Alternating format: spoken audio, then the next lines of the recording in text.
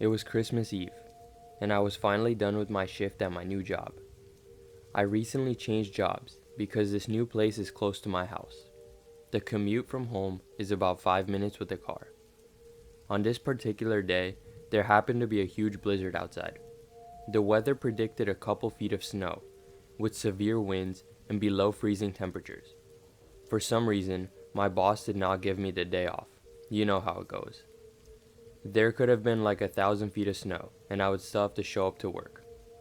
This was very bad for me, because my car broke down. Because of that, I walked to work, and so I knew I would have to walk home after my shift. Once I closed down the place, I opened the front door. All of a sudden, a breeze of cold winter air hit me. I shivered. It was dark outside, and snowing so bad, you can only see 2 feet in front of you.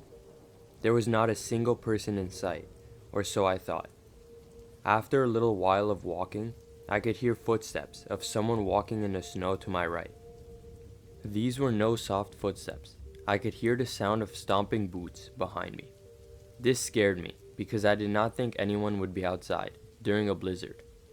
Due to the intense snow, I was not able to see anyone. I was still a little skeptical, so I decided to go look around just to be sure. I could see a bunch of footsteps in the snow right next to where I was. At this point, I just thought it was some random person rushing home, so I didn't think much of it. Not even a minute later, I could hear footsteps coming towards me. I froze in my path and looked up, hoping to see someone. I did not see anyone, but I was starting to become more and more concerned. At first, I thought it was one of my friends messing with me. But then I realized, how would my friends know where I am? And why would they prank me during a blizzard? Things did not add up. I was starting to get creeped out, so I rushed home. As I was approaching my house, I started hearing footsteps again. But this time, they were coming from behind me. I immediately stopped and looked behind, only to see nothing but snow falling. I was terrified, so I ran to my house, locked the door, and ran upstairs.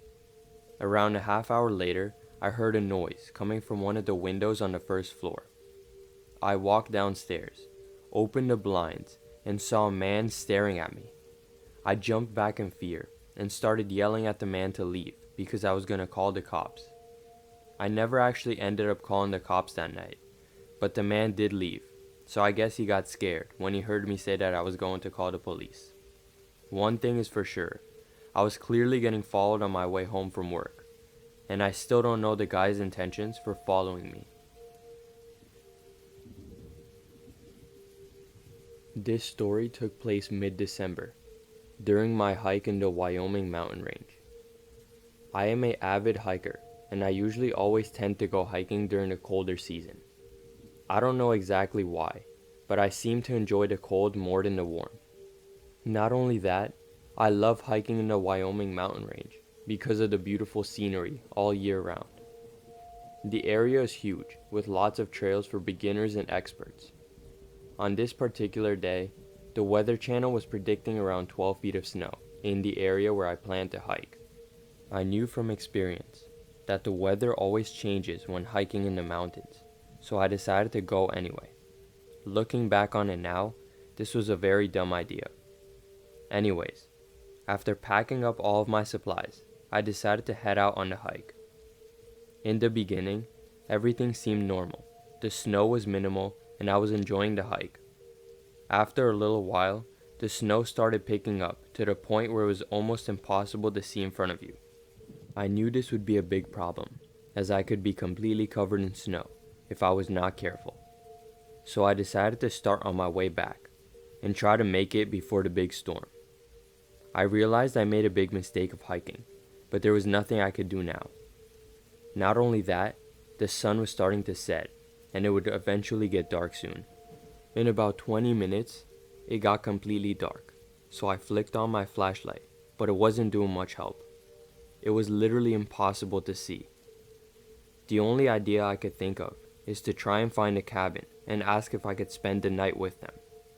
As I was hiking through the deep snow, barely able to see anything, a small light illuminated in front of me. I was not sure what the light was, but I decided to follow it. After a couple of seconds, I realized the light was the porch light of a small cabin located in the mountains. I was so happy to have found shelter. As I reached the house, I knocked on the front door, hoping somebody was inside. Luckily, an older woman opened the door. I was wondering if I could spend the night since I got lost hiking, I asked kindly. Yeah, sure, come in. The weather is horrible outside. I walked inside and was excited to feel the warm air. I was freezing cold from hiking in that snowstorm. I wanted to try and spark some small talk with her, so things won't get awkward. But she made it apparent that she did not want to talk and that she was tired. I did not want to bother her, so I just nodded in agreement. She pointed me to the couch where I was going to sleep for the night. She then went towards the back of the cabin and into a room and closed the door. I was a little confused as to why she was acting so weird all of a sudden, but I was grateful that she was able to help me. Eventually, I fell asleep. I woke up sometime in the middle of the night.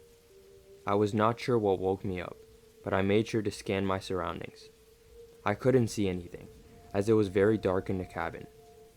I slowly reached for my bag and took out the flashlight that I had from earlier.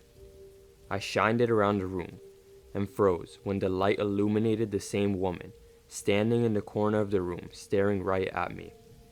"What are you doing?" I screamed. There was no answer, so I started to quickly pack up all of my supplies in case I had to leave. I asked one more time, "Are you okay?" Again, no answer. I'ma just leave, okay?" I said shakily. This time, she responded with, "No, you're not." I figured something must be wrong with her, so I sprinted out the front door and into the dark snowstorm night. Once I had ran far enough, I began to look for the trail. I had my flashlight, but that didn't help in the dark night. My only option was to set the emergency tent and wait till the morning. Luckily, I had enough light to set up the tent and have shelter for the night. In the morning, I was able to make my way out of the trail and reach my house. I vowed to never hike during a snowstorm again. Also, I still don't know the woman's real intentions for staring at me at night. This all happened on a Friday, 2 days before Christmas. The weather was predicting a massive snowstorm, which would dump upwards of 8 feet of snow. This is the first time we would get an insane amount of snow where I live. I live in the northern part of New York, so this much snow was new to me. My parents would also be out of state for that weekend, so I was on my own. At the time, I was 18, so I was happy to just get some alone time for a couple of days. Before the start of the storm, I made sure to go to the grocery store to buy a bunch of food in case I got stuck in the house. After arriving back home, I put on a Christmas movie and just sat down watching. While I was watching TV, I must have fallen asleep because I woke up around 3 a.m. The TV was still on. I sat up and walked over to the window to see how much snow was outside. I looked outside and saw the giant snow piles. It must have been around 4 feet tall by now. This was a good sign since I wanted a lot of snow. As I looked towards the street in front of my house, I saw the silhouette of a person standing there. I couldn't make out if he was looking in my direction. I was a little skeptical and confused. Why would somebody be outside my house? Why would somebody be out around 3 a.m.? Those were all questions that were running through my head. Since I wasn't sure, I decided to try and go back to sleep. I figured the person standing outside had nothing to do with me. Once in my bed, I kept on having the urge to look out my window again and see if the person was still standing there. I opened the blinds and looked outside. This time, the person was still there, but they were closer. Now I could make out their facial features. I saw that it was a man wearing all black. He was also wearing a ski mask, so you could only see his eyes. I was not sure what he was trying to do, but now he was trespassing on my property. I didn't like that, but I also didn't want to go outside and confront him. This is because I was not sure why a strange man was outside during a snowstorm in front of my house. I texted all my friends to to make sure no one was playing a prank on me. After a couple of minutes, I got replies from all of them, saying none of them are outside. Now I knew I had to do something. As I was about to open the window, he sprinted towards the front door. He was gone. I looked straight down, and I saw him standing right in front of my door. That's exactly when the doorbell rang. I walked downstairs and went to try and peek through the peephole. There he was, just standing in front of the door. I screamed at him to leave, as I was gonna call the police. This somehow worked, as the man left and walked back towards the street. After I watched him walk out of sight, I went back upstairs and finally went to sleep. About an hour later, I was woken up by the doorbell again. I knew it must have been the same person. I walked downstairs and looked through the peephole. That's when I was met by a person's eyeball staring right back at me. I jumped back in fear. I ran over to the living room window and opened the blinds looking outside.